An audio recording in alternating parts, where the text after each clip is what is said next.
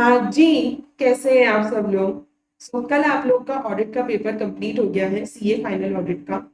कुछ बच्चों का हो सकता है कि कल ही सारे पेपर्स उनके कंप्लीट हो चुके हैं, या फिर किसी का ग्रुप टू भी है तो वो पेपर्स देने के बाद उनका पेपर्स कंप्लीट हो जाएंगे।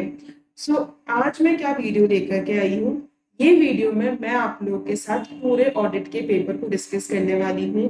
किस क्वेश्चन का क्या आंसर होना चाहिए, बोथ अपने theoretical part plus MCQs part, वो सारा की सारा मैं आपके साथ इस पे डिस्कस करूंगी। प्लस लास्ट में मैं आपको ये भी बताऊंगी कि क्या ये पेपर एक्चुअल में अबव एवरेज था, या फिर हम कुछ अपनी स्टडी टेक्निक्स में चेंज करके, अपने स्टडी जो हमारे पास कंटेंट है उसमें चेंज करके हम इस पेपर को बहुत अच्छी तरीके से संभाल सकते थे। तो अपन इस बारे में पूरे डिस्कस करेंगे, लेकिन उससे पहले आप लोग को ये जानना जरूरी है कि ये पूरा पेपर कहाँ से आया है, इसके प्रोबेबल आंसर्स बनते क्या है।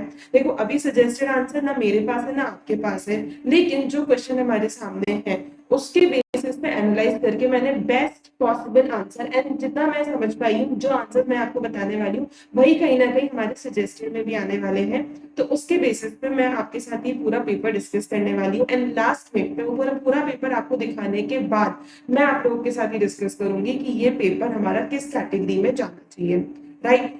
मेरा आप लोगों से एक छोटा सा निवेदन है कि आप लोग, अगर आपके पेपर्स अभी भी चल रहे हैं यानी आप ग्रुप टू भी देने वाले हैं, तो प्लीज इस वीडियो को यहीं पॉज कर देना, इसके आगे देखने की जरूरत नहीं है। ये वीडियो अभी आप लोग के लिए नहीं है। जब आपका लास्ट पेपर हो जाए, दैट इज आईबीएस, उसके बाद आप इस वीडियो को कंटिन्यू कर सकते हो, लेकिन अभी के लिए आप इस वीडियो को यहीं पे छोड़ते हैं। हाँ, जिनके पेपर्स कंप्लीट हो चुके हैं वो आगे बिल्कुल मेरे साथ कंटिन्यू कर सकते हैं, लेकिन जिनके पेपर्स चल रहे हैं प्लीज अभी आप अपने डायरेक्ट टेक्स्ट पे फोकस कीजिए एंड इस वीडियो को यहीं पे पॉज कर दीजिए।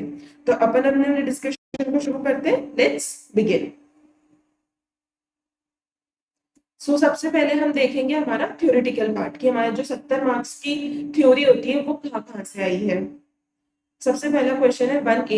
Munir and Company is a practicing chartered accountant firm having its head office at Mumbai. Mr. A dedicated and capable article assistant associated with Munir and Company for past 3 years, recently qualified as CA, recognizing his strong analytical skills, attention to detail, and in-depth understanding of audit. The firm inducted him as a partner on 1st February.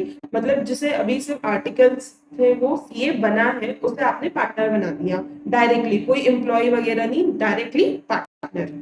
On joining the firm, he accepted his first assignment to act as EQCR.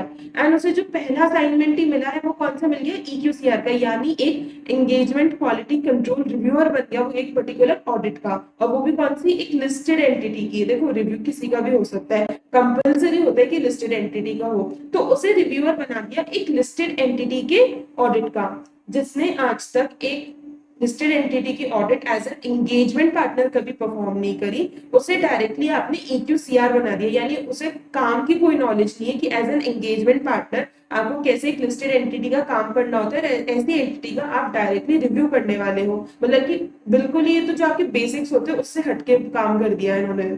आगे क्या लिखा है, before finalizing the balance sheet of the company for the year 24-25, CAA signed on few working papers of the engagement team as a token of review performed by him in terms of firm's policies on engagement quality control review. उसने क्या किया है, अलग से अपनी कोई भी working नहीं करी है, अलग से कोई उसने डॉक्यूमेंटेशन नहीं किया।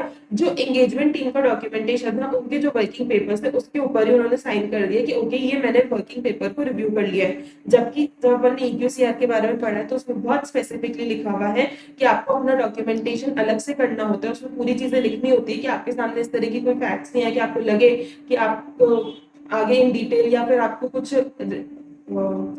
एडवर्स इसमें रिपोर्टिंग करनी चाहिए, या फिर आपने कुछ अपने डॉक्यूमेंटेशन है तो उसको भी बनाना चाहिए कि आपने कैसे रिव्यू किया, क्या आपके प्रोसीजर्स रहे हैं, वो सबको आपको अलग से डॉक्यूमेंट करना होता है। लेकिन उसने यहाँ पे सिर्फ क्या करा है, साइनिंग करी है। आगे क्या लिखा हुआ है,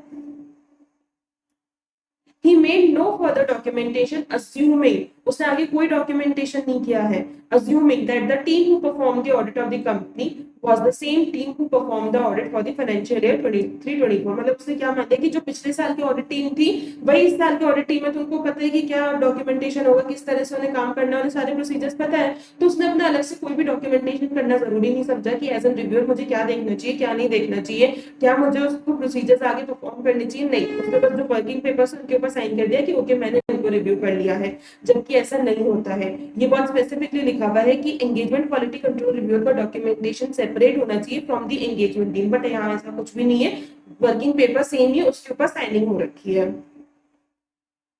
comment on the act of CAA in accordance with relevant professional standards. देखो, तो सबसे बेसिक चीज तो यही हो गई कि मिस्टर ए सीएए बनने लायक ही नहीं था। जो एक आर्टिकल है वो अभी सीए बना है, उससे कोई एंगेजमेंट पार्टनर और लिस्टेड एंटिटी कभी परफॉर्म नहीं किया है, उससे आप डायरेक्टली इक्यूसीआर नहीं बना सकते हो, ये अपना मेजर है। उसके बाद अपन को डॉक्यूमेंटेशन पे बात करनी है कि सेपरेट डॉक्यूमेंटेशन होना चाहिए था, बट ऐसा कुछ भी नहीं हुआ है। तो आप लोग को लग रहा होगा कि यार ये तो कुछ नया सा क्वेश्चन है, अपने एनालिटिकल स्किल्स के अकॉर्डिंग हमें इसे आंसर देना होगा। जी नहीं, ये क्वेश्चन पहली बार नहीं आया है, ये हमारा रिपीटेड क्वेश्चन है। ऐसा क्वेश्चन पहले भी आ चुका है सीए रागिनी के नाम से, दोबारा से बस थोड़ा सा ऊपर की चीजें चेंज करके कि वो आर्टिकल था फिर सीए बन गया, उसमें डायरेक्टली लिखा हुआ है कि सीए रागिनी को कोई भी नॉलेज नहीं थी एंड उसे डायरेक्टली हमने ईक्यूसीआर बना दिया। इस तरह से वो क्वेश्चन फ्रेम्ड है, लेकिन उसका जो आंसर है वही इस क्वेश्चन का भी आंसर बनेगा। मैं आपको नीचे दिखाती हूँ, आपके रेफरेंस के लिए मैंने मार्क करा हुआ है।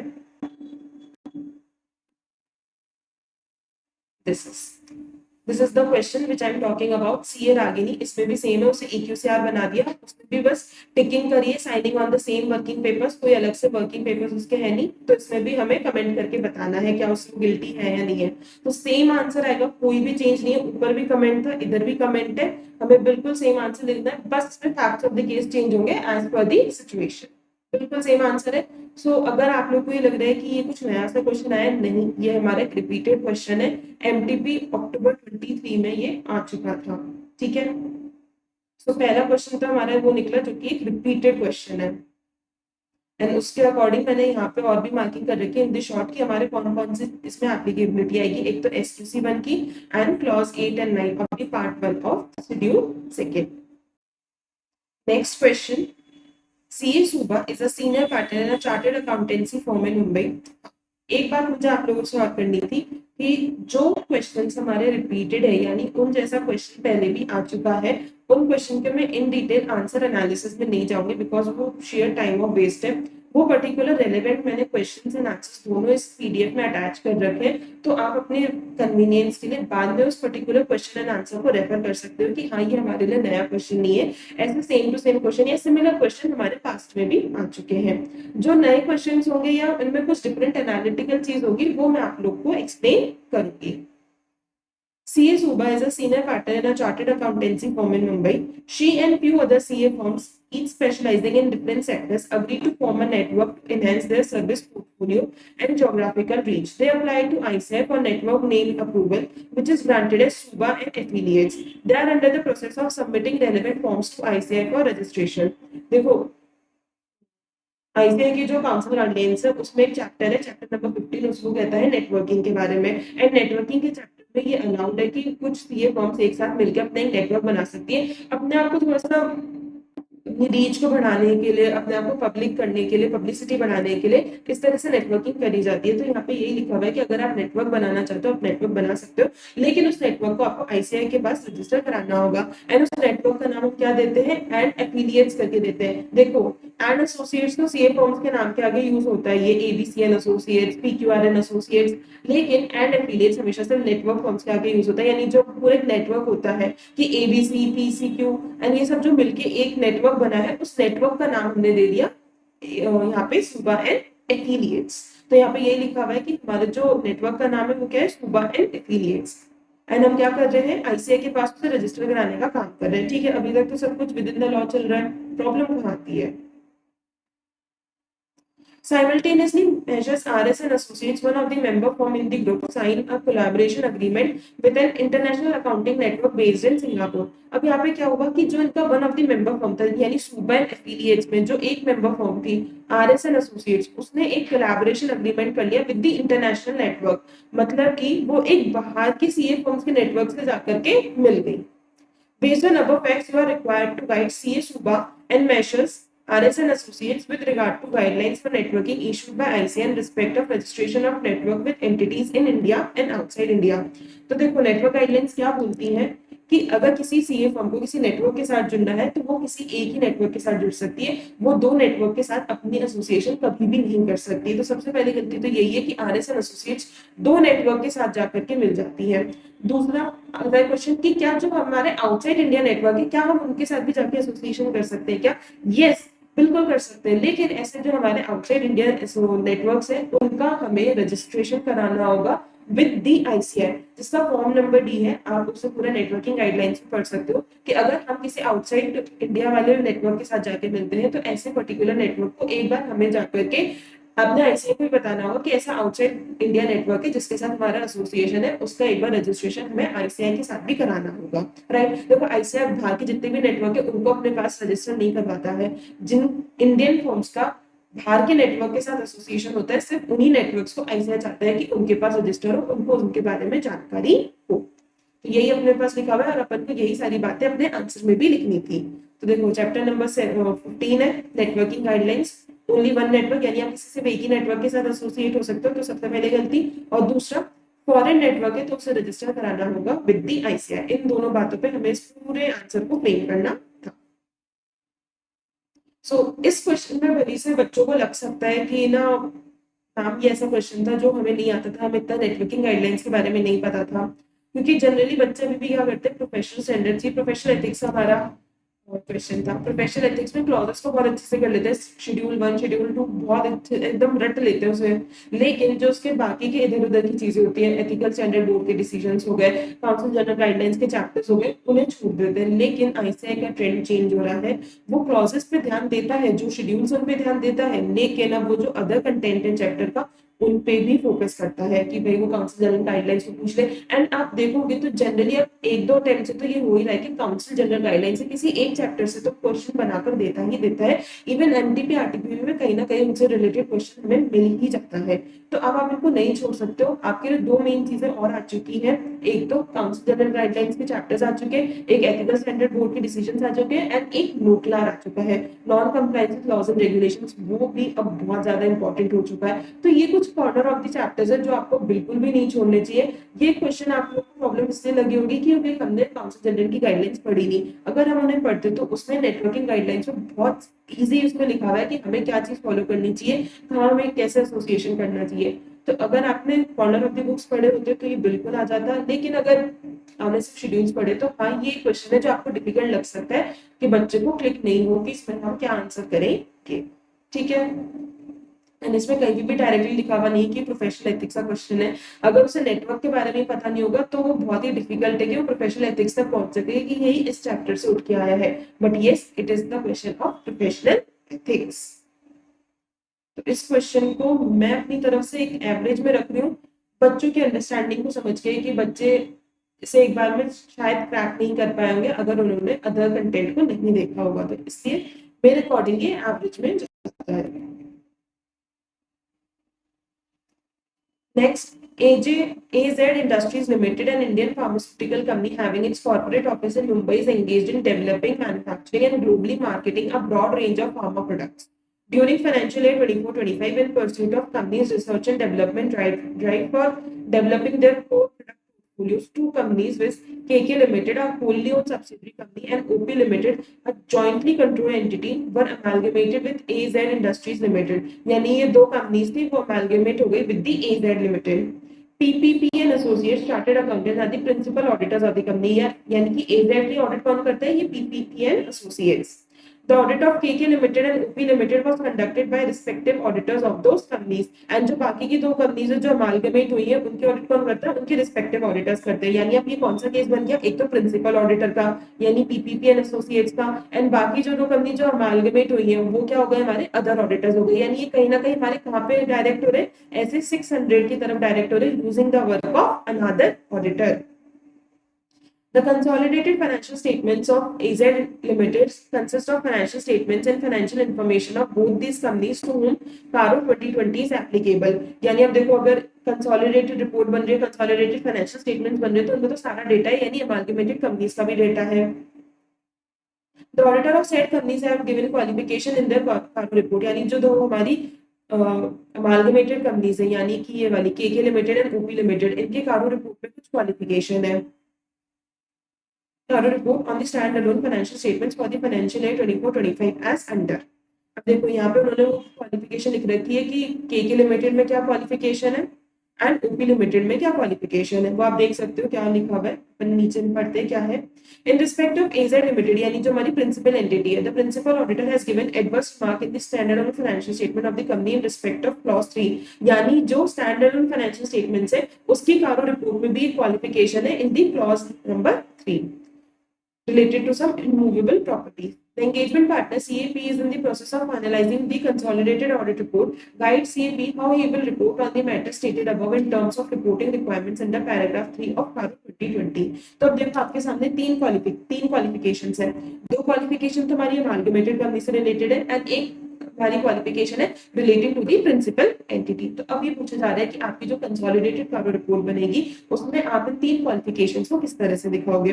तो देखो अब सबसे पहले तो जो हमारी प्रिंसिपल एंटिटी है यानी कि एजेड इंडस्ट्रीज लिमिटेड, उसकी जो क्वालिफिकेशन है उसको तो हम पूरा इन डिटेल बताएंगे कि भाई तुम्हारा ये क्लॉज नंबर है, क्लॉज नंबर 3 सब क्लॉज 1 उसमें आपकी ये क्वालिफिकेशन है। लेकिन जो हमारी अमालगमेटेड कंपनीज है उनके लिए हमें कारो रिपोर्ट में इन डिटेल दोबारा से जाने की जरूरत नहीं है क्योंकि वो उनकी रिस्पेक्टिव कारो रिपोर्ट्स ऑलरेडी बता रही है। यानी कि इस केस में आपको सिर्फ क्लॉज नंबर जो आपका 21 है, पैरा 3 क्लॉज नंबर 21 जो की बात करता है सीएफएस के केस में अगर आप रिस्पेक्टिव कारो रिपोर्ट्स में कोई भी क्वालिफिकेशन है तो उस केस में आपको क्लॉज नंबर 21 में जाकर के सिर्फ उस पर्टिकुलर कंपनी का नाम लिखना है एंड उस क्लॉज का नंबर लिखना है जिसके अंदर वो क्वालिफिकेशन है। इन डिटेल किसको पढ़ना है वो रिस्पेक्टिव कारो रिपोर्ट में जाकर के पढ़ सकता है आपको। लेकिन जो हमारी मेन कारो रिपोर्ट होगी, कंसोलिडेटेड कारो रिपोर्ट होगी, उसमें क्लॉज नंबर 21 में से इतना सा लिखना है कि हमारी ये सारी कंसोलिडेटेड कंपनीज है एंड इसके ये पर्टिकुलर पैरा नंबर में क्वालिफिकेशन है। बस इतना से लिखना है क्या क्वालिफिकेशन है वो रिस्पेक्टिव कारो रिपोर्ट्स में आप जाकर के पढ़ सकते हो। तो इस तरह से हमें इसकी रिपोर्टिंग करनी होगी, यानी जो प्रिंसिपल एंटिटी में है वो तो प्रॉपर्ली उसके क्लॉज नंबर में जाएगा एंड जो हमारी अमालगमेटेड एंटिटीज है उनका हम क्लॉज नंबर 21 में एक साथ ही दे देंगे। तो हमारे ये दो क्लॉज है जिनके अंदर रिपोर्टिंग इतनी होगी इन दी मेन कारो रिपोर्ट एंड यही अपना आंसर है। तो ये वाला क्वेश्चन तो मेरे अकॉर्डिंग बहुत ही सिंपल था, सभी बच्चों को पता है कि कारो से 4 मार्क्स से क्वेश्चन तो बिल्कुल बिल्कुल आता ही है एंड ये तो बहुत ही दो सिंपल अपने रिपोर्टिंग से रिलेटेड था जिसमें अपने पास क्लॉज नंबर्स ऑलरेडी गिवन थे। अपन को सिर्फ ये पता होना चाहिए था कि क्लॉज नंबर 21 जो कि सबसे सिंपल क्लॉज होता है क्योंकि लास्ट क्लॉज है, लास्ट पर क्लॉजेस 21 है जो की बात करता है हमारे सीएफएस से रिलेटेड। तो दोनों ही क्लॉजेस हमारे बहुत ही सिंपल थे एंड 4 मार्क्स में लगे तो फ्री के मार्क्स था। अगर आपको जस्ट थोड़ा सा पता है कि हमें कौन सी चीज 21 में जाएगी और कौन सा हमें सेपरेट दिखाना है, it's a very simple question and कारो तो हर बच्चे पढ़ के जाता है क्योंकि 4 मार्क्स फ्री के होते हैं, कुछ ज्यादा इसमें लिखने का होता भी नहीं है। तो मेरे अकॉर्डिंग ये इजी कैटेगरी का हमारा क्वेश्चन है।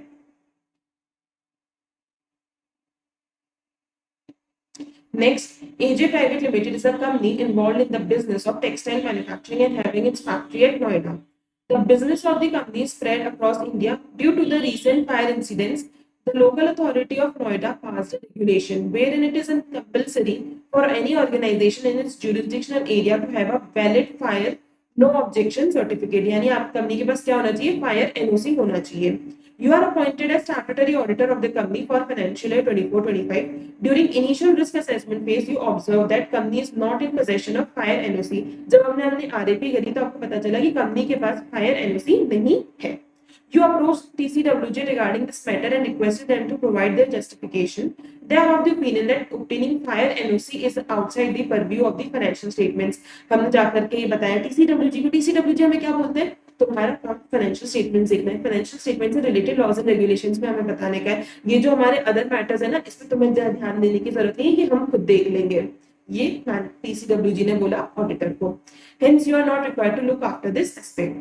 What are the auditor's responsibilities in relation to compliance with laws and regulations?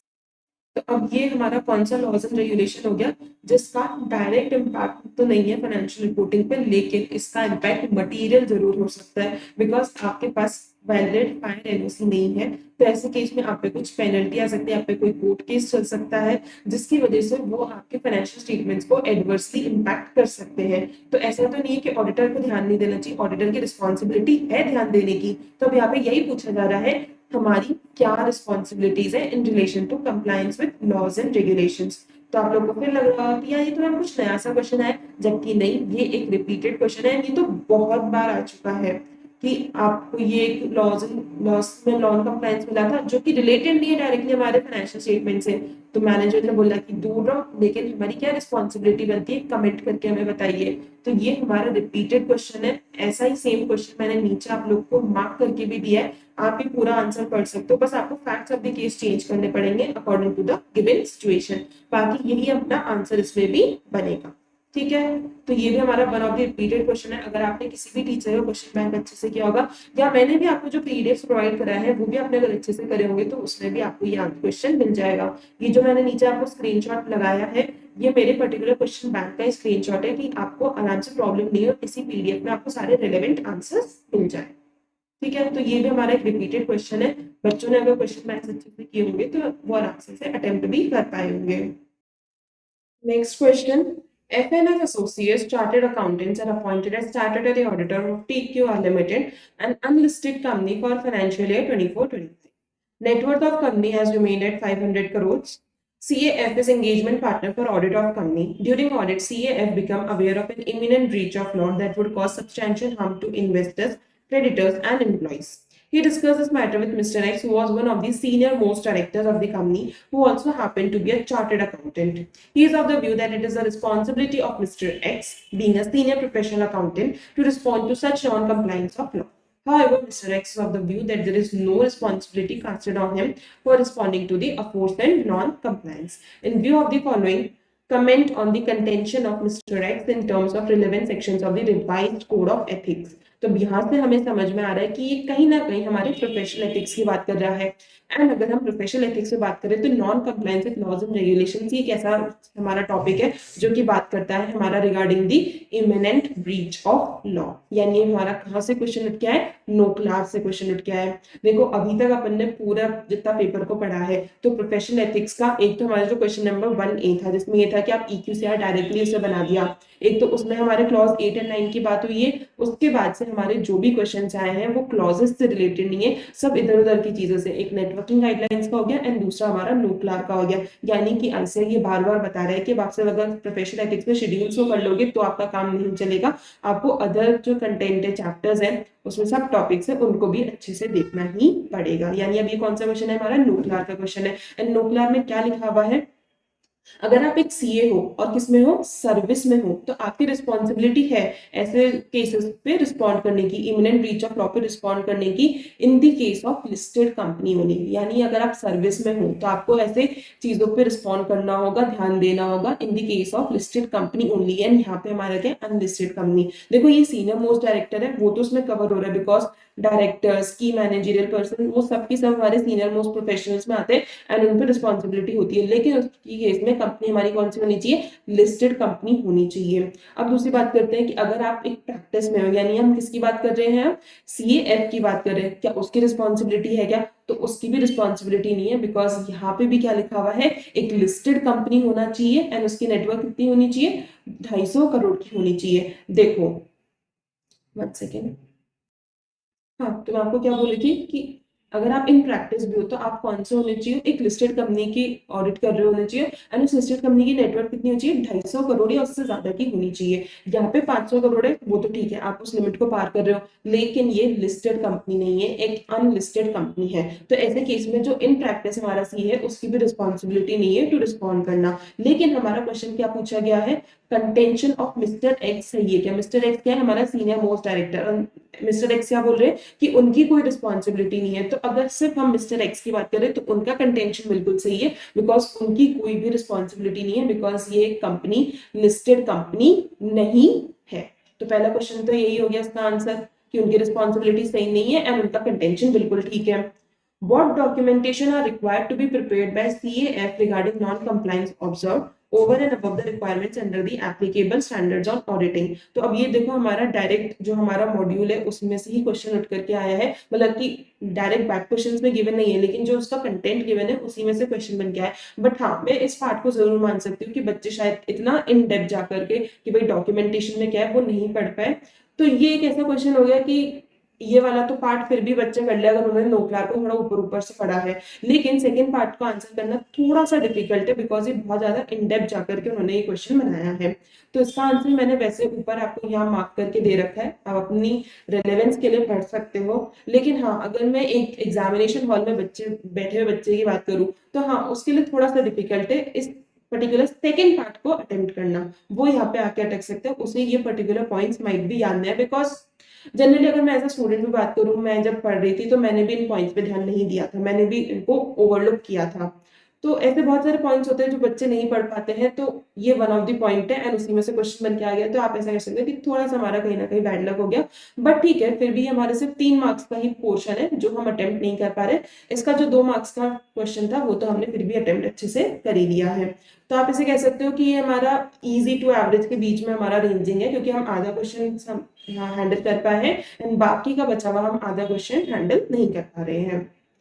तो ठीक है, इसे आप एवरेज में रख लीजिए, क्योंकि हो सकता है किसी ने बिल्कुल भी नोकलार नहीं पढ़ा तो वो बिल्कुल भी आंसर नहीं दे पाएगा। तो हाँ, it is an average question. जिसने अगर कंटेंट पढ़ा होगा तो फर्स्ट पार्ट तो बिल्कुल सॉल्व कर लेगा एंड सेकंड पार्ट में मोस्ट ऑफ द बच्चों को प्रॉब्लम आई होगी कि यार हम इसको डिकोड नहीं कर पा रहे हैं। It's an average question. Next, LNG Corporation is a government-owned company is engaged in operating liquefied natural gas. The organization recently underwent a compliance audit conducted by CAG of India. The audit aimed to assess whether the PSU's financial transactions, procurement activities, and operations complied with relevant laws and regulations and internal guidelines. देखो compliance audit होती है क्या है कि जो भी हम पे laws and regulations applicable हो रहे हैं, particular या general, वो सब हम comply कर रहे हैं उनसे या नहीं कर रहे हैं।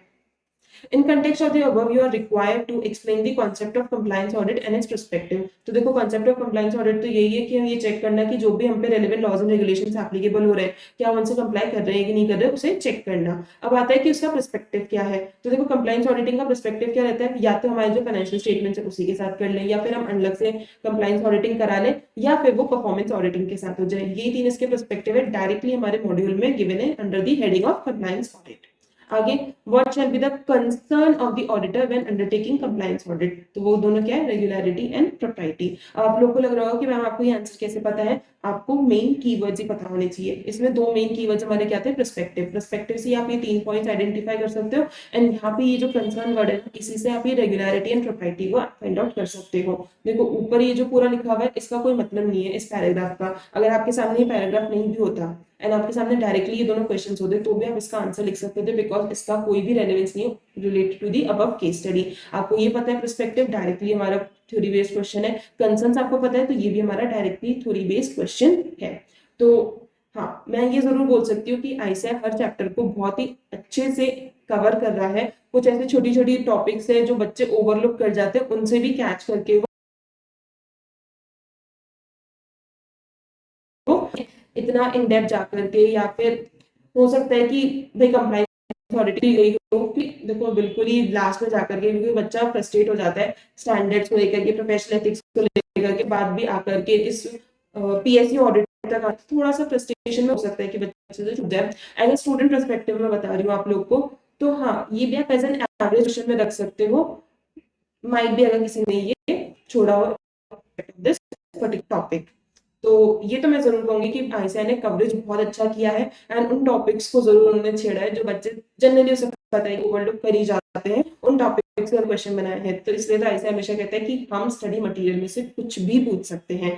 तो बच्चों को यही ध्यान रखना चाहिए कि जितना स्टडी मटेरियल में लिखा हुआ है आप किसी भी टीचर से आप क्लास ले लो, लेकिन आईसीएआई तो आपके स्टडी मटेरियल को ही रेफर करेगा, वो किसी ऑथर की बुक पे नहीं जाएगा। तो मेरा अभी भी आप लोग को ये सजेशन है कि एक बार आप अपनी प्रिपरेशन मटेरियल को भी रेफर कर लिया करो। उसमें कुछ ऐसे कॉर्नर्स हो सकते हैं जो आपके मेन ऑथर्स कवर नहीं कर पाए, वो अगर आपने एक बार स्टडी मटेरियल से देख ली तो आपके लिए वो बहुत ज्यादा हेल्पफुल रहेगा। ठीक है, तो ये भी एक one of the corner of the books का क्वेश्चन था जो कि आया है। तो ये मेरे लिए as an student perspective average question है इन टर्म्स ऑफ कि बच्चे ये गलती से ओवरलुक हो गया हो। आगे,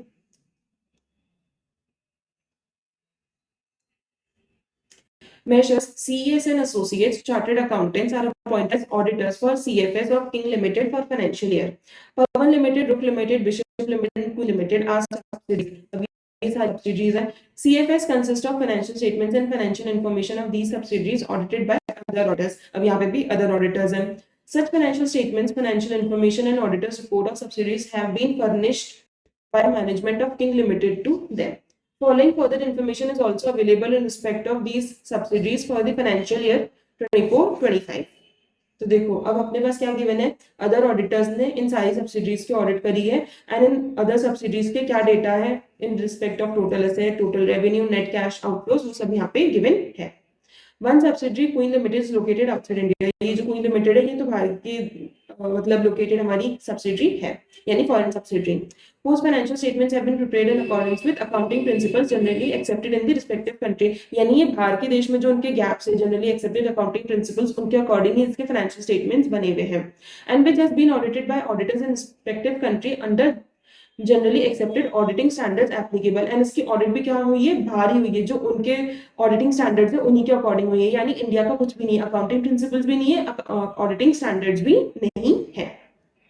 You are required to draft a suitable paragraph based on the above information to be included in the independent auditor's report on CFS by making necessary assumptions। तब यहाँ पे क्या बोला गया कि आपको वो रेलेवेंट पैरा ड्राफ्ट करना है इन सारी केसेस को ध्यान में रखते हुए कि आप कैसे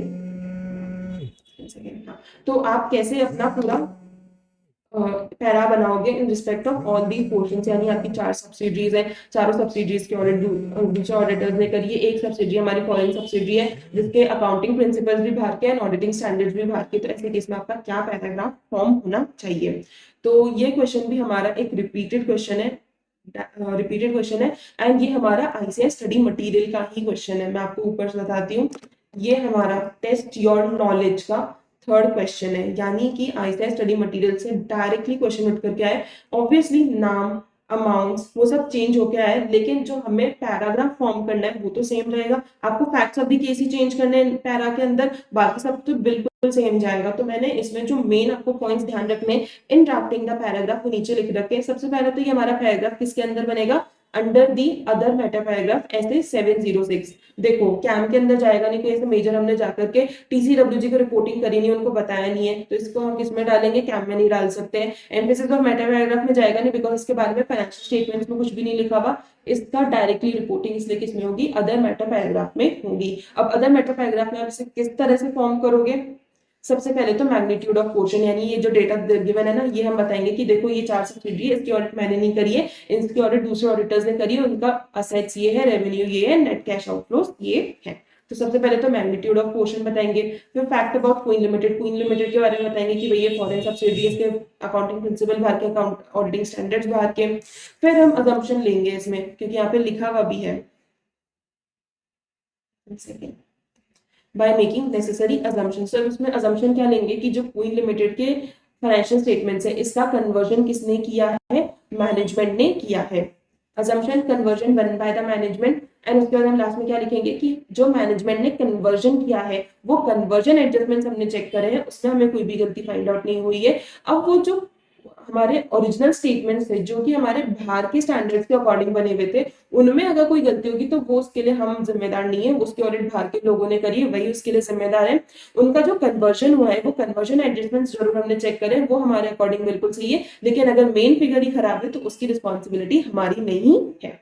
तो इस तरह से करके आपको ये 4 पॉइंट्स के बेसिस पे अपना पूरा पैराग्राफ ड्राफ्ट करना है। आप अपनी रेलेवेंस के लिए ये टेस्ट ऑन नॉलेज के थर्ड क्वेश्चन को पढ़ सकते हो, सेम आंसर आपको इस पर्टिकुलर आंसर में भी लिखना है। ठीक है, आगे चलते हैं। Next question, Measures FG and Company Chartered Accountants have been appointed as statutory auditor of Z Limited during course of audit while carrying out RAP and related activities for accounting estimates. CAG, the engagement partner, identified provision for warranty as an accounting estimate and considered it to be significant risk. In accordance with SA 540, explain matters that need to be evaluated by CAG specifically with respect to estimation uncertainty. Direct हमारा ये question उठ गया है, repetitive question है हमारा। इसका answer मैंने यहाँ पे नीचे आप लोग को दे भी रखा है, MTP अप्रैल 23 में आया था, सेम आंसर अपना दोबारा से आ जाएगा with relevant changes in the facts of the case. तो मैंने आपके यहाँ पे अंडरस्टैंडिंग के लिए ये क्वेश्चन दोबारा से पेस्ट कर दिया है। इसको मैं डिटेल एक्सप्लेनेशन में नहीं जा रही बिकॉज ये हमारा पुराना क्वेश्चन है, इसलिए ठीक है। आप लोग का टाइम सेव करने के लिए आप यहाँ से इसको पूरा रीड कर सकते हैं। नेक्स्ट देखते हैं, MK Limited, a company engaged in manufacture of modular furniture, is headquartered at Mumbai. The company is recently listed at recognized stock exchange in month of July. CDN Company Chartered Accountants are statutory auditor of company for financial year 24-25. The company has approached statutory auditor for providing quarterly review report pursuant to requirement of SEBI to provide quarterly results of the company in accordance with SRE 2410. 2410 किसके बारे में बात करता है? Engagement to report on interim financial information, यानी जो हमारे बीच में एक तो हमारे होते हैं एनुअल फाइनेंशियल स्टेटमेंट्स जो एनुअली हमारी ऑडिट होती है, एक होता है सीवी के केस में, यानी जो हमारी लिस्टेड कंपनी होती हैं उनके केस में हमें क्वार्टरली भी अपनी रिव्यू करना होता है, which we call as limited review. वो किसके अंडर होता है? हमारा SRE 2410 के अंदर ही होता है, क्योंकि उसमें हमारे पास 3 महीने के फाइनेंशियल स्टेटमेंट्स होते हैं जिनके बेसिस पे हमें अपनी रिव्यू देना होता है। मतलब फाइनेंशियल स्टेटमेंट्स नहीं, फाइनेंशियल इन्फॉर्मेशन होती है, कुछ पर्टिकुलर डेटा होता है जिसके ऊपर हमें अपनी रिपोर्ट बना करके देनी होती है। एंड वो रिपोर्ट हमारी कैसी होती है? In the negative sense. Negative sense कैसी होती है कि हमारे सामने ऐसी कोई भी इंफॉर्मेशन नहीं है, हमारे नॉलेज में ऐसा कुछ भी नहीं आया है जिससे हमें ऐसा लगे कि ये जो पर्टिकुलर फाइनेंशियल इंफॉर्मेशन है वो नहीं बनी है as per the financial reporting framework. इस तरह की हमें रिपोर्टिंग करनी होती है। तो यहाँ पे क्या आगे क्वेश्चन पूछा गया है? elucidate objective of the engagement assigned by the company to the statutory auditor। का ऑब्जेक्टिव क्या है कि हमें रिपोर्ट करना है। क्या रिपोर्ट करना है? कि हमारे सामने ऐसी कोई भी इंफॉर्मेशन नहीं है जिससे हमें लगे कि जो ये पर्टिकुलर फाइनेंशियल इंफॉर्मेशन है वो नहीं बनी है in accordance with the applicable FRF।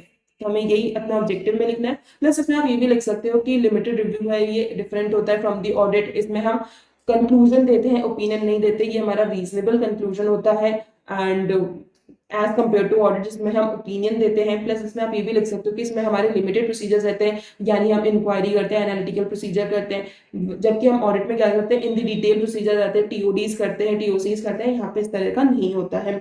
तो इस तरह से करके आप थोड़े से बेसिक अपने ऑब्जेक्टिव्स देकर के कुछ अपना ऑडिट के साथ कंपेयर करके अपना आंसर फ्रेम कर सकते थे। डायरेक्ट क्वेश्चन है, आपको कुछ मतलब ऐसा क्वेश्चन नहीं है कि इसका कुछ बहुत ही स्पेसिफिकली आपको आंसर लिखना होगा। आपको थोड़ा अपने जनरल अंडरस्टैंडिंग के बेसिस पे एंड जनरल इसका ऑब्जेक्टिव क्या है उसके बेसिस पे इसका आंसर फॉर्म करना होगा। तो देखो थोड़ा सा ये घुमा फिरा के क्वेश्चन था, घुमा फिरा के भी नहीं, मतलब कि आपको खुद से आंसर बनाना पड़ता टू कंप्लीट दी 4 मार्क्स, क्योंकि आप डायरेक्टली बस इतनी सी लाइन लिख देते कि ऑब्जेक्टिव क्या है कि वो as per financial reporting framework है या नहीं है, तो उससे मतलब वो 1-2 मार्क्स नहीं देता आपको, पूरे मतलब 3-4 मार्क्स नहीं दे पाता। तो इसमें आपको थोड़ा सा एक्स्ट्रा लिखना पड़ेगा कि भाई ये लिमिटेड रिव्यू है, रीजनेबल कंक्लूजन देता है and what else I have said. हाँ, इस प्रोसीजर्स जो होते हैं वो इंक्वायरी एनालिटिकल प्रोसीजर्स रहते हैं। तो इस तरह से करके आप अपना आंसर बनाएंगे तो इसमें आपको मार्क्स डिसेंट मिल जाएंगे, मतलब 3-3.5 मार्क्स इसमें मिल जाएंगे। फुल मार्क्स आप कभी भी ऑडिट में एक्सपेक्ट वैसे भी नहीं कर सकते हो, right.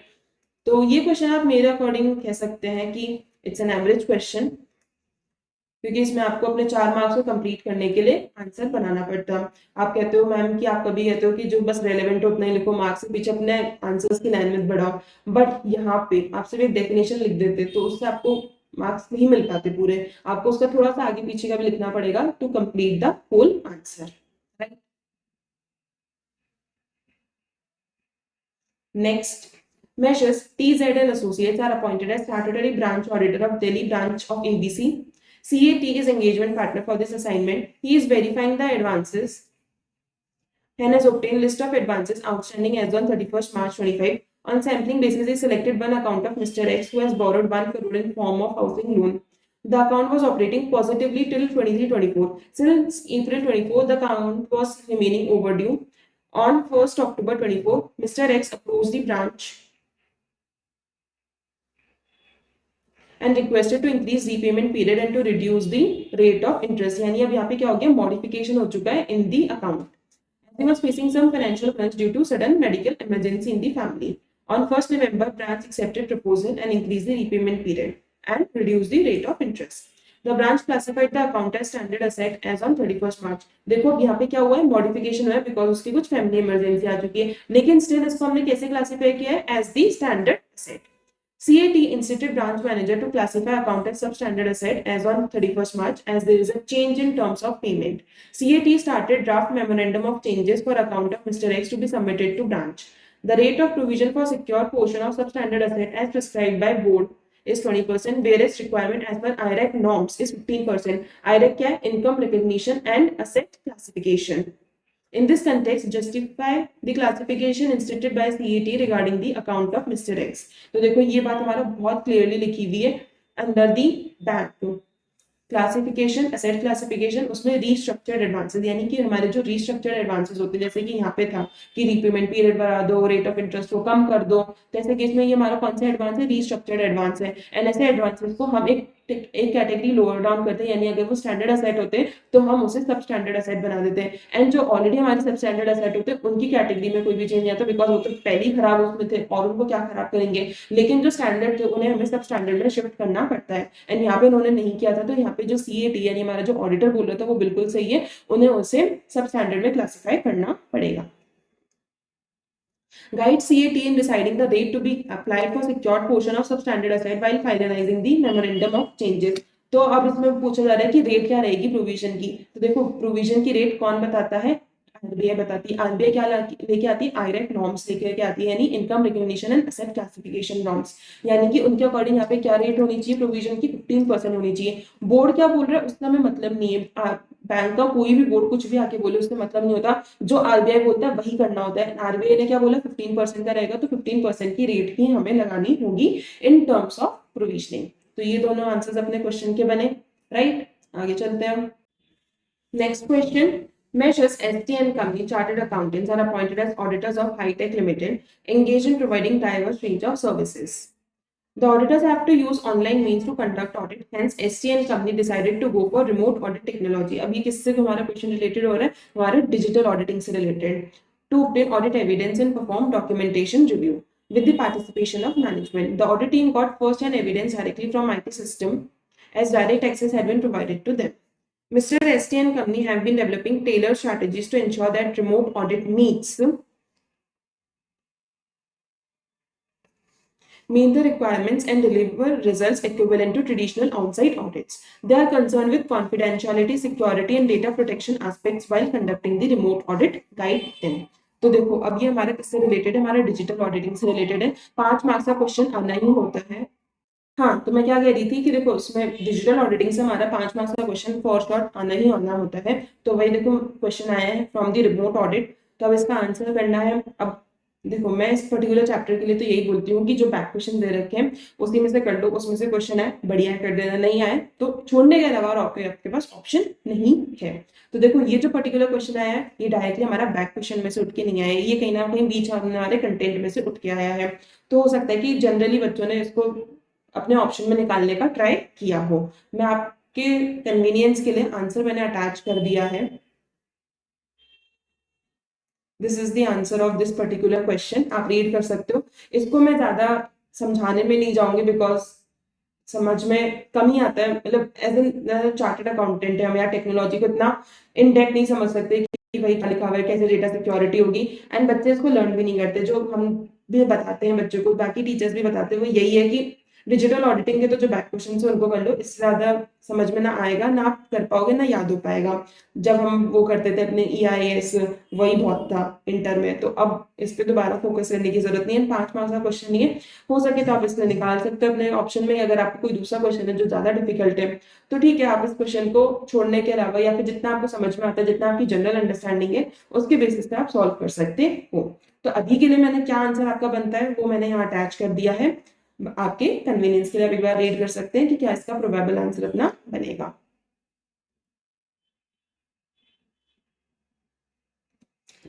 KLM, next question. KLM Chemicals and Paints Limited, a manufacturing company listed on stock exchange, has committed to enhance its ESG transparency. Sustainability reporting plays a crucial role in enhancing transparency and accountability regarding an entity's ESG performance. The company wants to apply sustainable development in its corporate policy. During review of its sustainability practices, management is keen to assess the safety of the products, its quality and labor relations. What should be addressed in the pillar envisaged above? तो अब देखो इस question को पढ़ के आपको कहीं ना कहीं लग सकता है कि यार ये तो कहीं ना कहीं हमारे जो 9 प्रिंसिपल्स है इन दी BRSR रिपोर्टिंग उससे रिलेटेड आया है, जबकि आप बिल्कुल गलत हो, ये उससे रिलेटेड बिल्कुल भी क्वेश्चन नहीं है। वो बोल रहा है हमारा सस्टेनेबिलिटी प्रैक्टिसेस का, एंड उसने क्या बोला है पिलर के बारे में बताओ, प्रिंसिपल्स के बारे में नहीं। यानी कि आप जो BRSR रिपोर्टिंग है उसमें promoting the wellbeing of the employees उस वाले पे जाते हैं, प्रिंसिपल नंबर 3 पे बिल्कुल भी नहीं, ये उससे रिलेटेड नहीं है। ये हमारे ये जो 3 पिलर्स है यानी एनवायरमेंटल, सोशल एंड गवर्नेंस, उससे रिलेटेड क्वेश्चन है एंड आपको उसी में से बताना है कि ये हमारा कौन सा प्रिंसिपल है। तो प्रिंसिपल तो हमारा हो गया सोशल, तो ये पहली चीज तो हमारे सामने आ गई। आगे क्या लिखा हुआ है, हाईलाइट द वेरियस की elements included in this pillar. तो अब इसमें एलिमेंट्स क्या आएंगे, तो अब इसका आंसर क्या है वो भी मैं आपको नीचे एक बार पढ़ा देती हूँ।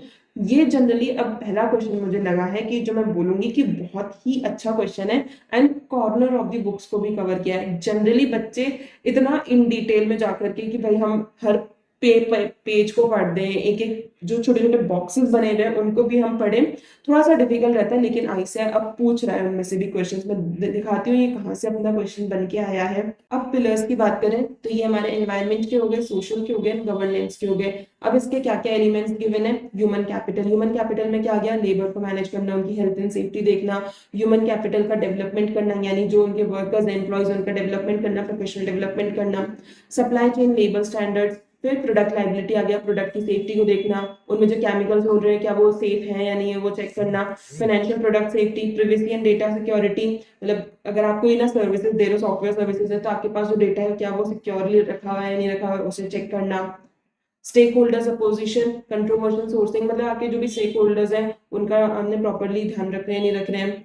Social opportunity, access to communication, access to finance, access to health care, मतलब देखो सोशल में क्या सोसाइटी आ गई, उनसे आप उनके साथ अपनी बना के रखना, उनके साथ कदम से कदम मिला के चलना, उनको प्रॉब्लम नहीं देना, उनको कोई सोसाइटल हेल्प की जरूरत है तो वो प्रोवाइड कराना। जैसे कंपनीज का रहता है CSR की लाइबिलिटी उन्हें पूरी करनी होती है, उन्होंने सोसाइटी के बेस पे करनी होती है कि सोसाइटी क्या क्या नीड है उसके अकॉर्डिंग हम अपनी लाइबिलिटी को डिस्चार्ज ऑफ करें। Opportunities in nutrition and health, तो ये सारे हमारे एलिमेंट्स हैं under the pillar of social, जो कि हमारे किससे रिलेटेड है, सोसाइटी से रिलेटेड है। सोसाइटी में सब आ चुके हैं, हमारे हमारे एम्प्लॉयज आ चुके हैं, हमारे लेबर्स आ चुके हैं, हमारे स्टेक होल्डर्स आ चुके हैं एंड हमारी सोसाइटी एट लार्ज, जो हमारे पूरे कॉमन समाज है वो भी इसमें कवर होता है। तो उसी वही सारे हमारे एलिमेंट्स बने हैं एंड उनके आगे थोड़ा सा हमें लिखना है कि भाई हमें लेबर का ध्यान रखना चाहिए, उनकी सेफ्टी का ध्यान रखना चाहिए, डेटा हमारे पास है तो उसका ध्यान रखना चाहिए, स्टेक होल्डर्स के भी हमें प्रॉफिट्स वगैरह पे ध्यान रखना चाहिए एंड सोसाइटी एट लार्ज को भी हमें सारे न्यूट्रिशन, हेल्थ, फाइनेंस से रिलेटेड हमें हेल्प आउट करना चाहिए। राइट, तो ये हमारा आंसर था इन दिस पर्टिकुलर क्वेश्चन। तो देखो ये छोटे से बॉक्सेस थे हमारे आईसीएआर मैट के अंदर जिसमें से ये क्वेश्चन बन के आया है। तो आप समझ सकते हैं कि अब आईसीएआर हर चीज पूछ रहा है, कुछ भी नहीं छोड़ रहा है। छोटा सा बॉक्स भी उसने अगर अपने बुक्स में दिया है ना तो वो उसमें से भी पूछेगा। तो आपको यही ध्यान रखना है कि आप कुछ भी नहीं छोड़े, टू द एक्सटेंट पॉसिबल आप कुछ भी नहीं छोड़े, उसे कवर करें। राइट, तो ये पर्टिकुलर क्वेश्चन है जो मुझे अच्छा लगा एंड मुझे पर्सनली लगा कि बच्चे शायद इसे अटेम्प्ट नहीं कर पाएंगे बिकॉज दिस इज समथिंग जो बच्चों ने एक्सपेक्ट भी नहीं किया होगा कि यार ऐसे यहाँ से भी पूछ सकता है। बिकॉज जनरली बच्चे ईएसडी में क्या करके जाते हैं, वो 9 प्रिंसिपल्स को बहुत अच्छे से करके जाते हैं, उनके तो हर लाइन को रट के जाते हैं कि अगर इसमें से कोई भी प्रिंसिपल पूछा तो उसके तो सारे पॉइंट्स हम लिख करके आएंगे। दिस इज समथिंग जो न्यू था, आज तक आईसीएआर ने पूछा नहीं था, अभी तक प्रिंसिपल्स को कवर करता था, ये पहली बार उन्होंने कवर किया। तो बच्चों को थोड़ा सा झटका लगा होगा ये आया कहाँ से है। तो this is one of the question जो मुझे पर्सनली बहुत बहुत बहुत अच्छा लगा। Next question. Gold Opportunities Fund is in the business of mutual fund and has prepared financial statements for financial year ended on 31st March 25. These financial statements have been audited by Measures SH and Company Chartered Accountants and audit report issued is unqualified. The company has also prepared a scheme-wise summary of its financial performance for stakeholders. Management of Gold Opportunities Fund further engages Measures H to perform an engagement to report on abridged financial statements यानी summary financial statements. तो ये कौन से standard की बात कर रहा है हमारा SA 810. Describe in detail the nature of procedures that would be performed by Measures SH and Company under relevant standards on auditing to provide an opinion on the abridged financial statements. Direct question उठ करके आया है, nature of procedures बताने direct हमारी book में given है, इसमें तो कुछ ध्यान लगाने की जरूरत है। ये ऐसा क्वेश्चन है जो हर बच्चा करके ही जाता है, ऐसे स्टेप्स हैं ये। तो डायरेक्ट हमारा थ्योरी बेस्ड ये अपना क्वेश्चन है। आगे चलते हैं।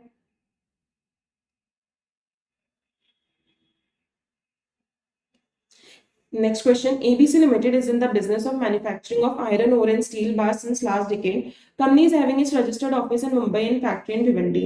Measures RN Associates are appointed as statutory auditor of the company for financial year 24-25. While going through trial balance, they observed that company has 50 customers and 40 vendors. They requested company to authorize them to send external confirmation. यानी external confirmation कौन से standard की बात हो रही है? ऐसे 505. The auditor sent positive confirmation request to top 3 customer and top 3 vendor. After 2 days of sending positive confirmation, management of company handed over to them duly signed response received from the respective customers and vendors to whom they had sent confirmation request. यानी कि management ने, company के management ने उनको वो confirmation जो दोबारा से आई है, रिस्पॉन्स आया है, वो प्रोवाइड करा है. जबकि जो अगर आप डेफिनेशन भी पढ़ोगे नेगेटिव कंफर्मेशन की या पॉजिटिव कंफर्मेशन की, उसमें ये साफ लिखा हुआ है कि वो कंफर्मेशन कैसा आना चाहिए, डायरेक्टली आना चाहिए ऑडिटर के पास. अगर वो बाया आ रहा है यानी मैनेजमेंट से घूम के आ रहा है तो मैनेजमेंट उसमें इन्वॉल्व हो गई. तो ऐसा डेटा जो मैनेजमेंट के थ्रू आ रहा है यानी इनडायरेक्टली आ रहा है, डायरेक्टली नहीं आ रहा है, वो इतना रिलायबल नहीं होता है. प्लस हमारी डेफिनेशन भी ये बोलती है कि वो डायरेक्टली कम्युनिकेट होना चाहिए टू ऑडिटर. तो यहाँ पे दो चीजें अपने लिख सकते हैं. सबसे पहले तो डेफिनेशन का जिसमें साफ लिखा है रिस्पॉन्ड डायरेक्टली, एंड दूसरा ये लिख सकते हैं कि रिलायबिलिटी से रिलेटेड. रिलायबिलिटी में पॉइंट बहुत साफ लिखा हुआ है कि जो डेटा हमारे पास डायरेक्टली आएगा वो ज्यादा रिलायबल होगा, जो इनडायरेक्टली आएगा यानी थ्रू मैनेजमेंट आएगा उस पर रिलायबिलिटी कम रहेगी. तो ये दो पॉइंट्स है जिसके बेसिस पे आपको ये आंसर लिखना है. क्या लिखा हुआ है नीचे तक? How would measures R and associates proceed to deal with the situation as auditor of the company? वही केस है कि डायरेक्टली नहीं आया तो इस केस में हमें 2 पॉइंट्स लिखने होंगे. फर्स्ट डेफिनेशन का, दूसरा रिलायबिलिटी से रिलेटेड. यहाँ पे मैंने शॉर्टकट में लिखा हुआ भी है. Okay, next. CA Neha, chartered accountant in practice, is approached by Growtech Limited, a startup company planning to raise capital through IPO. The company requested assistance in guiding them through selection of advertising agencies, coordinating with bankers and brokers to issue. Besides helping the company as advisor, she also underwrote the public issue of the company. यहाँ तक तो ठीक था, ये काम तो तुम कर रहे थे, सही था, लेकिन तुमने ये गलत कर दिया कि तुमने अंडरराइटिंग कर ली to the extent of 20% at a commission of 1%. She contends that provision of code of conduct are not binding on such services. Do you agree with the view of CNA? Analyze the fact and give your comments in light of applicable code of conduct. अब देखो ये directly हमारा clause से हटके question आया है. क्या पूछा गया है? अंडरराइटिंग हुई है. क्या अंडरराइटिंग एक सीए इन प्रैक्टिस को अलाउड है? The answer is no. Section 2 subsection 2 clause 4 of the chartered accountants act 1949 जो कि बात करता है हमारा management consultancy and other services की. यानी जो हमारी नॉर्मल प्रैक्टिस है ऑडिट से रिलेटेड, टैक्सेशन से रिलेटेड, ये कुछ एक्स्ट्रा पॉइंट्स थे जो कि सीए इन प्रैक्टिस अलाउड था करने का, जिसमें ये बहुत स्पेसिफिकली एक्सेप्शन में लिखा हुआ था कि वो नहीं कर सकता है. क्या नहीं कर सकता है? पोर्टफोलियो मैनेजमेंट एंड दूसरा अंडरराइटिंग. ये दो ऐसे केसेस है जो एक सीए इन प्रैक्टिस नहीं कर सकते हैं, एंड उसने वही काम किया है तो इसलिए वो गिल्टी ऑफ प्रोफेशनल मिसकंडक्ट है. उसने आईसीआई स्टैंडर्ड्स को, आईसीआई के एक्ट को नहीं माना है, and she is guilty of misconduct. तो इसमें अपन पर्टिकुलरली क्या लिख सकते हैं? जो अपना वो पर्टिकुलर क्लॉज है, क्लॉज 9 पार्ट 1 शेड्यूल सेकेंड, जो कि बात करता है कि जो भी आपके गाइडलाइंस है, ऑडिटिंग गाइडलाइंस है, स्टैंडर्ड्स है, एक्ट है, रेगुलेशंस है, काउंसिल जनरल गाइडलाइंस है, अगर आपने उनको नहीं माना है तो आप इस पर्टिकुलर क्लॉज में गिल्टी माने जाओगे. तो यहाँ पे उन्होंने आईसीआई स्टैंडर्ड एक्ट को यानी चार्टर्ड अकाउंटेंट्स एक्ट के एक सेक्शन को वायलेट किया है, इसलिए उनपे वो पर्टिकुलर क्लॉज भी एप्लीकेबल हो जाएगा. मैं यहीं पे लिख देती हूँ.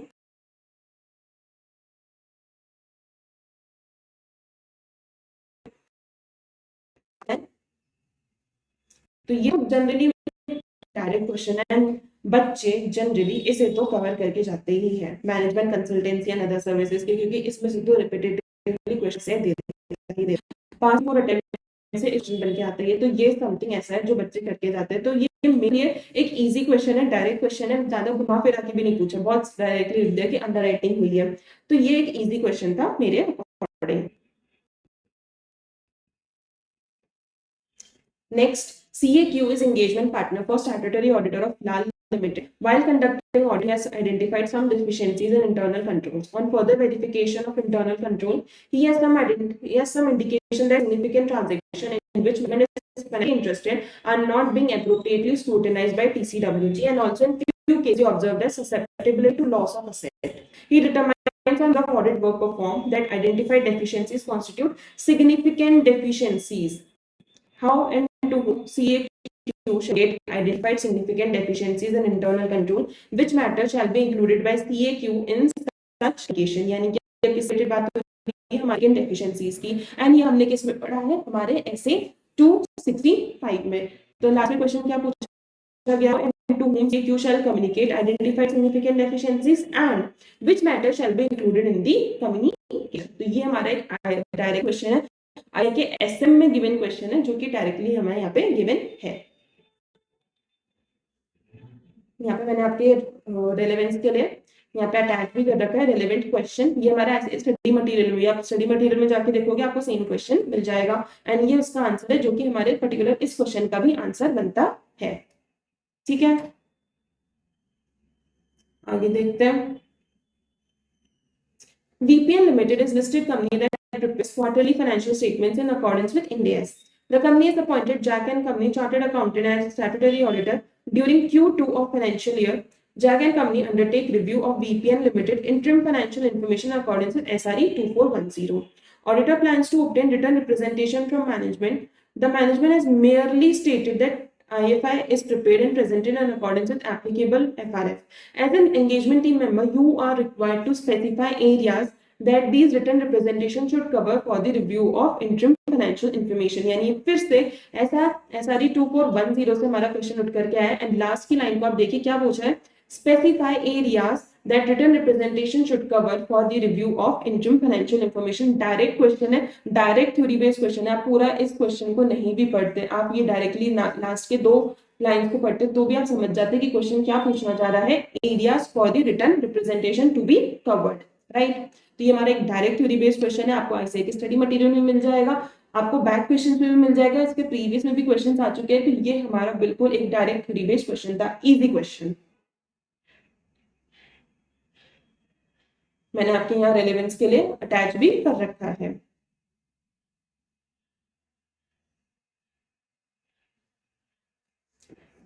Next, safe contract corporative bank shortlisted VW and colleagues chartered accountants out of 5 audit firms for assignment of statutory audit. Bank emailed the list of branches to audit firms along with maximum fee per branch and requested them to submit the quotation. Measures VW and colleagues responded to bank and submitted their quotation. Comment with reference to provisions of Chartered Accountants Act. तो देखो अभी क्या बोला जा रहा है कि tender था, एक तरह से टेंडर ही लेते हैं कि बैंक ने बोला कि हमारी मैक्सिमम फीस ये रहेगी, आप अपना कोटेशन दे दो। हमने मतलब बैंक ने बोला हम 10 लाख से ज्यादा नहीं देंगे, तो अब अपनी मैक्सिमम फीस हमारी 10 लाख है, तो आप उससे नीचे नीचे के अपने कोटेशन को दे दो। तो देखो अब अपना यहाँ पे क्लॉज आता है, clause number 6 part 1 first schedule, जो की बात करता है आप गिल्टी होगे अगर आप सॉलिसिट करोगे क्लाइंट को या कोई भी प्रोफेशनल वर्क को एडवर्टीजमेंट के थ्रू, पर्सनल कम्युनिकेशन के थ्रू, अगर आप ऐसे सॉलिसिटेशन का वर्क करते हो तो आप गिल्टी होगे अंडर दिस पर्टिकुलर क्लॉज।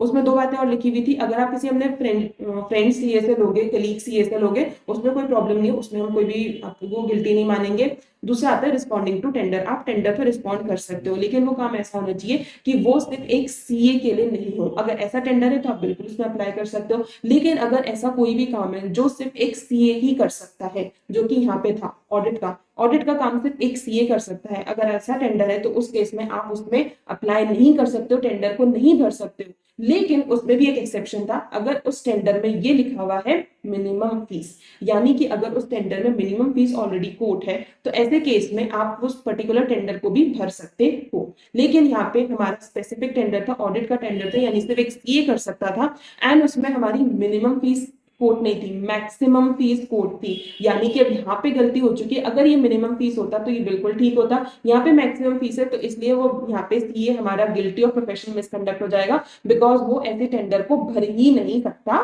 था। तो हमें पर्टिकुलर इस क्लॉज के अंडर ही अपना ये पूरा आंसर फ्रेम करना होगा। तो अब जाकर के मुझे एक पूरा क्लॉज बेस्ड क्वेश्चन मिला जिसमें हमें सिर्फ क्लॉज की बात करनी थी। लास्ट क्वेश्चन जो हमारा और में रहता है, Bill Limited is a company manufacturing premium shampoo since last decade. The company functions through various salesmen appointed across country. Management of company came across the news that salesmen in the central and western regions have exaggerated their sales through fictitious billings, यानी overstatement of revenue का चल रहा है, to achieve higher commission and to accommodate sales volume achieved by one employee with other employee who fall short of their target. Management of company appointed you to investigate and unearth such type of fraud. If it is prevailing in their company, what procedure will be followed by you to investigate such type of fraud? यानी कि अभी किससे related आया है, हमारा investigation के chapter से related आया है। ओवर स्टेटमेंट ऑफ रेवेन्यू हुआ है, ओवर स्टेट ऑफ रेवेन्यू का मतलब क्या हो गया, फ्रॉडुलेंट फाइनेंशियल रिपोर्टिंग। तो अब इस केस में आप क्या प्रोसीजर्स को लगाओगे, वो भी देखो मैंने नीचे लगा रखे हैं। अब देखो इसका आंसर डायरेक्टली आईसीआई के स्टडी मटेरियल में कुछ गिवन नहीं है, लेकिन आपको थोड़ा सा अपनी अंडरस्टैंडिंग के बेसिस पे रखना होगा कि इसका आंसर हम क्या बना सकते हैं। तो जितना मैंने यहाँ पे आपको हाईलाइट करके दिया है वो आपका पर्टिकुलर इसमें आंसर बन सकता है इन दिस पर्टिकुलर क्वेश्चन। क्या? To confirm that accounts of customers have been debited in respect of goods supplied to them, entries in the order book should be cross checked with those in sales day book, यानी आपने जो sales करी उसे आपको cross referencing जो आपकी books है उसे चेक करो। The investigating account should obtain confirmation of customers in respect of amounts standing in their accounts, any external confirmation ले लो customer से। Those of them who have no balance in their account should be requested to confirm the statement of their account, which should be sent by them for ascertaining that the entries should shown there in were genuine. मतलब अगर किसी का zero balance है तो हमें ये भी check करना होगा कि भाई ये जो कस्टमर है वो जेन्युइन है भी या नहीं है, तो ऐसे केस में उनके भी हमें कंफर्मेशन लेने होंगे। तो बेसिकली ये कुछ पॉइंट्स है जिसके बेसिस पे आप ओवर स्टेटमेंट ऑफ रेवेन्यू के अपने प्रोसीजर्स को बना सकते हो। डायरेक्टली कहीं पे भी पूरे इन्वेस्टिगेशन के चैप्टर में गिवन नहीं है कि क्या उसके प्रोसीजर बनेंगे, बट हाँ आप अपनी जनरल अंडरस्टैंडिंग के बेसिस पे इसका आंसर बना सकते थे। तो ये थोड़ा सा एवरेज क्वेश्चन है, इसमें आपको अपनी खुद की अंडरस्टैंडिंग को अप्लाई करना होगा। बाकी वैसे भी हमारा और में क्वेश्चन है एंड जो इसका फर्स्ट पार्ट है वो बहुत ज्यादा इजी है, एंड मैं ये 100% श्योर हूँ कि सारे बच्चों ने इसी क्वेश्चन को अटेम्प्ट किया होगा, इसे तो छोड़ा ही छोड़ा होगा, राइट। सो ये हमारा पूरा थ्योरी पार्ट था।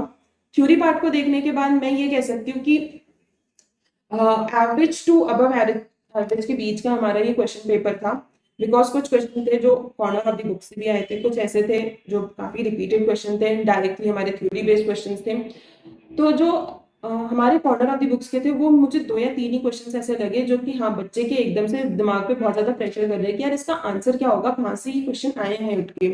तो ऐसे क्वेश्चंस की कंटिजेंसी तो वैसे भी हम लेके चलते हैं कि ऑब्वियसली हम पूरे अगर 118 मार्क्स का हमारा पेपर आया है तो हम 10 से 15 मार्क्स का तो ऐसा मान ही सकते हैं कि जो हमें बिल्कुल भी नहीं आएगा, जो क्वेश्चंस ऐसे होंगे जो हमें बिल्कुल समझ में नहीं आएगा कि कहाँ से उठ करके ये क्वेश्चन आया है।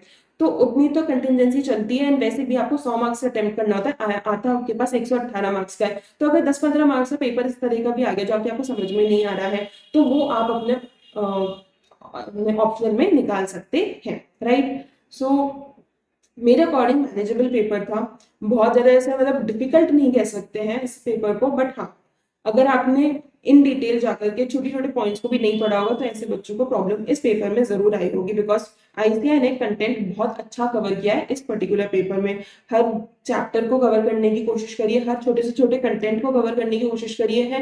एंड हाँ प्रोफेशनल एथिक्स में एक बहुत अच्छा स्टैंड उन्होंने बताया है कि हम सिर्फ शेड्यूल्स पे नहीं है, हम अदर कंटेंट को भी फोकस कर रहे हैं। सो आगे के बच्चों को यही देखना चाहिए कि वो सिर्फ स्टैंडर्ड्स को क्या शेड्यूल्स को नहीं देखें, अदर कंटेंट को भी अच्छे से रीड करके लर्न करके जाए, right. So it's a good paper, average to above average के बीच में लाया कर रहा है। मैंने आपको पूरा बता दिया कौन से चैप्टर से कौन से स्टैंडर्ड से क्वेश्चन उठ करके आए हैं, उनके रेलेवेंट जो आंसर्स बनते हैं वो भी मैंने आपको बता दिए हैं, अटैच कर दिए हैं इसमें। सो आपको कोई भी प्रॉब्लम हो तो आप इस पीडीएफ को रेफर कर सकते हो। पीडीएफ का लिंक आपको टेलीग्राम बॉक्स में टेलीग्राम चैनल पे मिल जाएगा, टेलीग्राम चैनल का लिंक डिस्क्रिप्शन बॉक्स में गिवन है, आप जाकर के वहां से चैनल को ज्वाइन कर सकते हैं।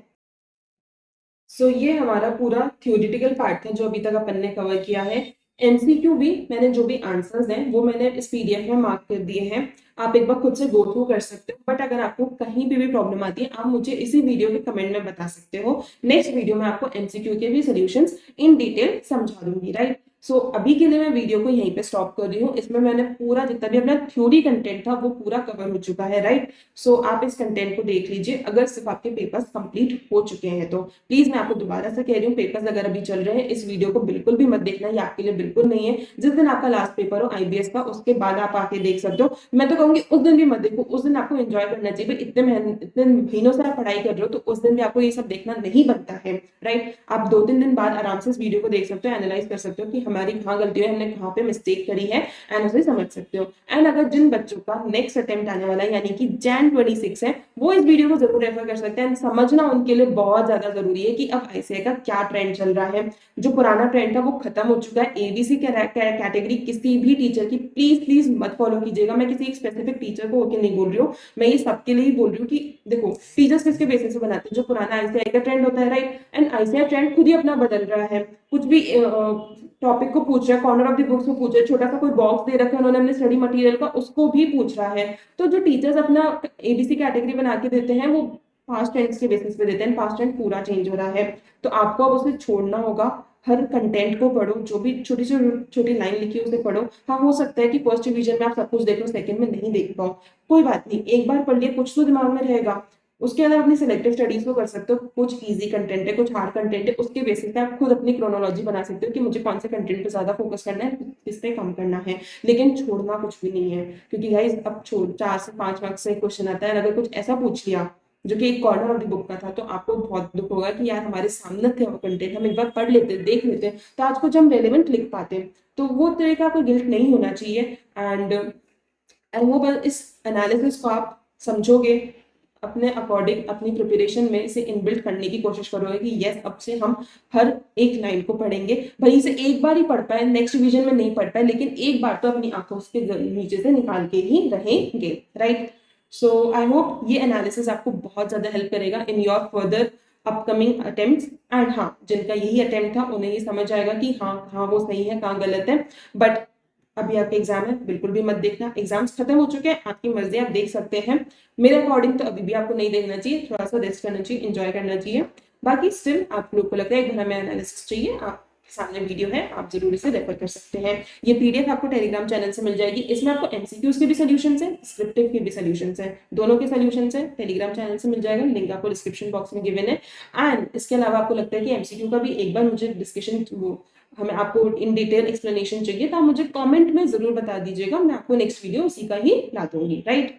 सो अभी के लिए मैं आप लोगों से विदा लेती हूँ, होप आप लोग की वीडियो बहुत ज्यादा हेल्प करेगा। अगर ये वीडियो आप लोग के लिए इन्फॉर्मेटिव हो, आपको लगे कि यार कुछ तो हमें अच्छा सीखने को मिला है, तो प्लीज एक कमेंट करके मुझे भी बताइएगा। आपका कमेंट मेरे लिए एक मोटिवेशन की तरह काम करता है, राइट। सो एक कमेंट मैं आप लोगों से एक्सपेक्ट करती हूँ, एंड ज्यादा से ज्यादा इसे अपने फ्रेंड्स के साथ शेयर कीजिए, ताकि उन्हें भी ये एनालिसिस मिल पाए एंड वो अपने एग्जाम को प्रॉपरली एनालाइज कर पाए, राइट।